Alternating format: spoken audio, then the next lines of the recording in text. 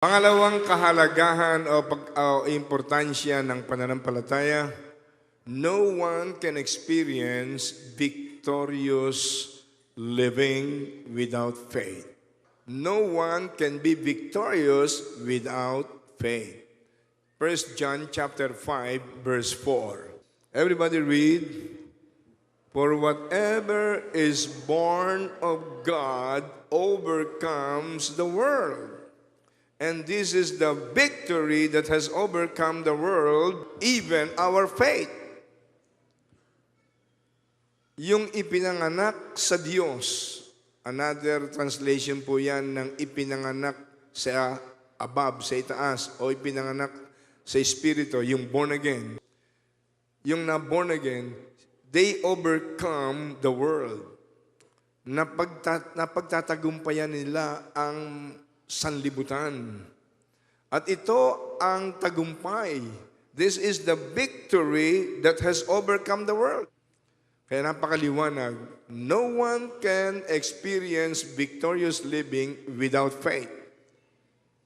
Of course, nakalagay dun sa ating binasa, whatever is born of God or whoever is born again overcometh the world. And this is the victory that overcometh the world, even our faith. Ibig sabihin, ang unang step para ka maging victorious, ma-born again ka muna. Maging anak ka muna ng Diyos. Mangyari sa iyo yung John 1:12. But as many as received Jesus, to them gave He the right to become children of God, even to those who believe it on His name.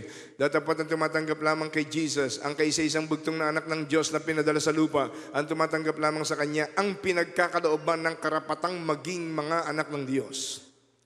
So pag tayo anak na ng Diyos, meron tayong karapatan, immigrant tayo ng heaven.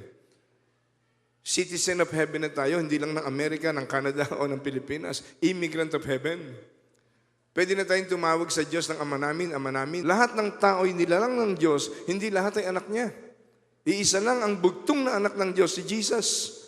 At kapag si Jesus ay tinanggap natin sa ating puso, binibigyan tayo ng Diyos ng karapatang maging anak niya sapagkat yung kanyang kaisa-isang bugtong na anak ay tinanggap natin sa ating puso't buhay. Kaya tayo pong mga Kristiyano na, alamin natin ang pundasyon ng katotohanan ng tunay na pananampalataya sa tunay na Diyos. At magamit tayo ng Panginoon. Makapagdala tayo ng kaluluwa sa Kanya. He that winneth soul is wise. Proverbs 11 verse 30. Palapakan lang po natin sandali ang Panginoon. Yes, Lord. Yes, Lord. Hallelujah.